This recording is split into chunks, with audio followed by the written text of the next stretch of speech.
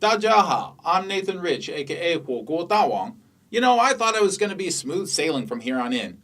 My next video is already done, and it's just about a movie that I like. I was going to go on vacation in my mind, hang out on an imaginary island for the next couple of days. But alas, a vibrant politician, Denise Ho of Hong Kong, has got me all worried again. Alright, Ho, let's break this down.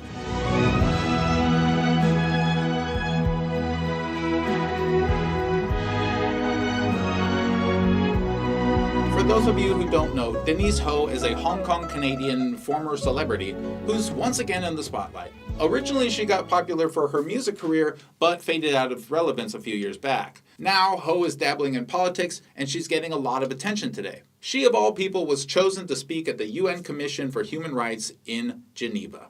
It's been all over the news today. I saw it here.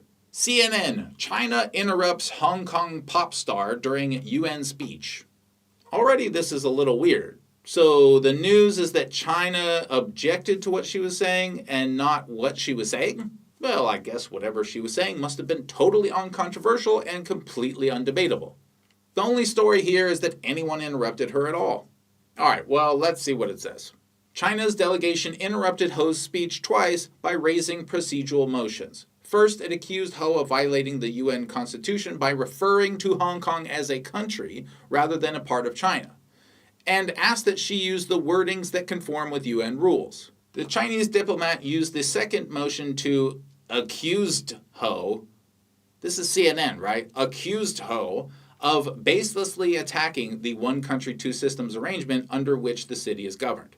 Ho ended her speech by asking, wait, aren't you going to tell us if those claims were true? I mean, you just said that China made these two claims. One, Ho is referring to Hong Kong as a country, and two, Ho attacked the one country, two systems arrangement baselessly. Are you even going to tell us if those are true or not, CNN? No? Okay, I mean, you are a news company, right? But you're still going to make me figure out if the claims are true? Really? All right. Where was I? Oh, so then the article says, Ho ended her speech by asking the UN to convene an urgent session to protect the people of Hong Kong and remove China from the UN Human Rights Council. You know China's in Hong Kong, right, Ho? So you would be kicked out too. I mean, wait, aren't you with the NGO? Who are you?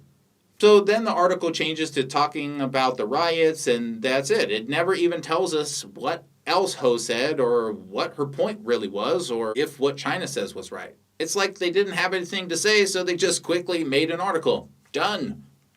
Let's take a look at what she actually said. Let's do CNN's job. The Vienna Declaration guarantees democracy and human rights. No, it doesn't. The Vienna Declaration is not a guarantee of anything. Read it. It's basically a long, rambling declaration to have nations work together to encourage better behavior and rights, including, yes, democracy. It talks about toxic waste, rape, and all kinds of other things, good and bad. It's sort of a long-winded plaque to put on your wall. There's no guarantee in it. And just like it doesn't guarantee democracy, it also doesn't guarantee that there will be no toxic waste in the world. You know what else it doesn't guarantee? That there will be no violence or terrorism. What it does do is encourage democracy and other things. And it equally as strongly discourages acts to threaten territorial integrity. Like, for example, I don't know, calling Hong Kong a country in a UN convention. But maybe you didn't even say that. We're going to find out now. It equally strongly discourages terrorism. Terrorism, according to Hong Kong law, is, quote, the use or threat of action where the use or threat is intended to compel the government. So as equally as the Vienna Declaration guarantees democracy, it also guarantees that no one would, commit violence to compel the government. Like, for example, by smashing in windows and shutting down a legal bill by violence and force. Anyway, so a minority of the people in Hong Kong protested against their own country violently, which is called separatism and terrorism according to Hong Kong's legal definitions. What does this have to do with democracy? And if it is about democracy, why did protesters put a British colonial flag up? Hong Kong wasn't democratic under British rule. It was a puppet state.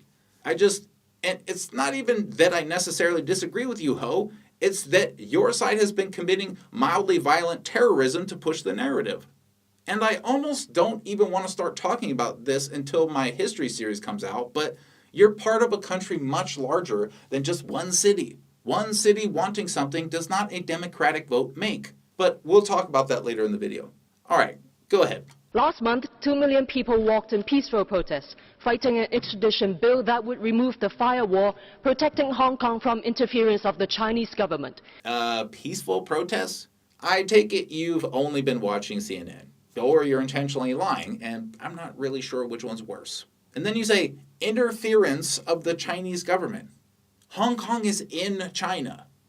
The way you said that is politically motivated, and some might argue, inappropriate in the United Nations. Especially since you're an ex-celebrity singer lady, not a politician. Why are you even in this meeting? Point of order, I give the floor to China. Oh, someone did argue that. This must be where that wacky Chinese guy accuses her of calling Hong Kong a country, right, CNN? Let's listen. The Hong Kong Special Administrative Region is a part of the People's Republic of China. Just now, this delegate of the so-called NGO, in her speech, mentioned Hong Kong side by side with China. Wait, CNN, I thought you just told everyone that this guy told her off for calling Hong Kong a country. No, he called her out for doing exactly what she did. She mentioned them side by side as if they are hierarchically equal. They aren't. That might imply a country or it might not, depending on the context. But it almost certainly implies independence, which borders on sedition, which might actually be a crime. You think people should be committing crimes in UN conventions? So far, to me, that sounds like the news. She just implied that China has no right to be involved with Hong Kong when it is in fact the country to which Hong Kong belongs. And you know what? The vice president agreed with China and asked her to follow the rules. That's not in this article for some reason, CNN. Maybe you didn't have enough room in your article because you put in this picture completely disproving everything Ho said. Yes, this is a picture of so-called peaceful protesters who have forced their way into a government building to commit more crimes inside. Then she goes on a long talk about various perceived injustices. I won't go through all of them, but I will say I find it puzzling to see people like her complain that dozens were arrested. Lady, bring 2 million people to Washington, D.C. and start throwing bricks at police officers and smashing through government building windows. Then run in and commit the same acts you guys did in Hong Kong. You will beg for only 12 people to be arrested. The U.S. would declare martial law, shut down the entire city, and have the damn army on the ground with live ammunition and air support before you can say, but democracy. I was shocked to see how restrained the Hong Kong police were. That's probably why there are pro-police counter-protests that almost nobody reported on.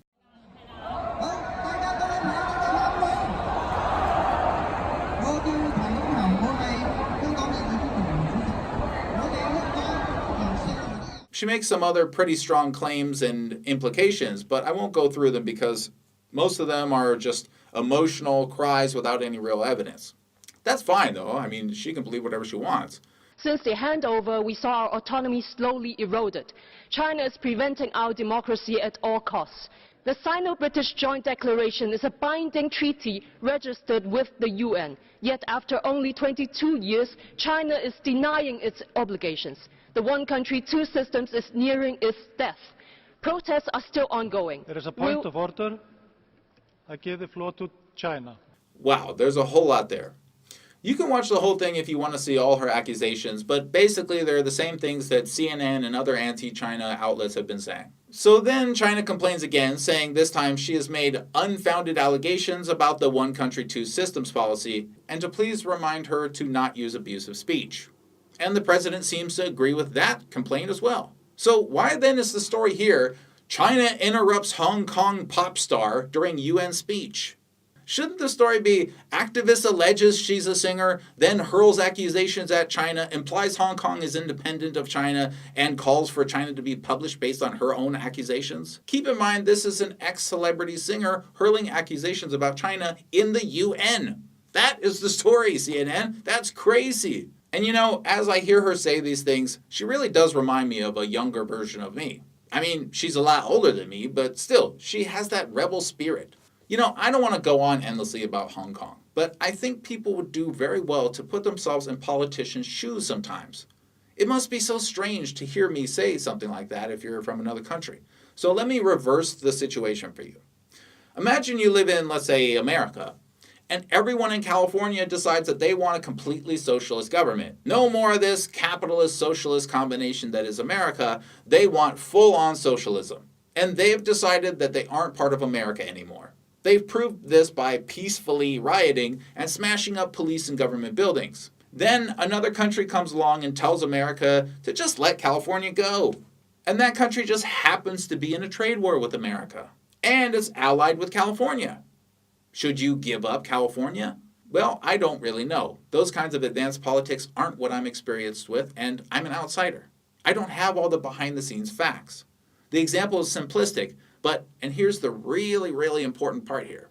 Not only do I not know, I'm pretty sure Ms. Ho doesn't know either. Why would she? She used to be a singer. What does that have to do with advanced politics? Again, why is she even in this meeting? She's talking about subjects beyond her understanding with the naivety of, has-been singer. Look, the thing is, I don't personally even feel passionate about the protests. If you want to smash up everything and then complain when you get arrested, well, that's up to you. I don't condemn you for it. And Ms. Ho here is definitely brave, and I'm sure she's really passionate. I admire that. But I don't think those are enough to make you a good politician. I mean, if you just step away from this and you think about the whole picture, how is the mainland supposed to integrate Hong Kong into its system completely by 2047? Wait until the very last day and then suddenly march in and take over the government? How do you think that will go if you guys can't even stop smashing buildings over the exact same kind of extradition treaty everyone everywhere else has? So, and I have no idea if this is what they're doing. If I were in charge of this whole thing, I would really be trying to integrate gradually over time. It seems like that would be the smoothest way possible. Of course, there will always be random singers and 25-year-olds who totally understand everything in the world, but the world moves on. Let's get out of politicians' way so that they can do their job, please. And like I said before, why don't you come on over to Shenzhen and just see how scary it is? We'll grab a latte at Starbucks and you can tell me all about it. Thanks, everyone. 谢谢.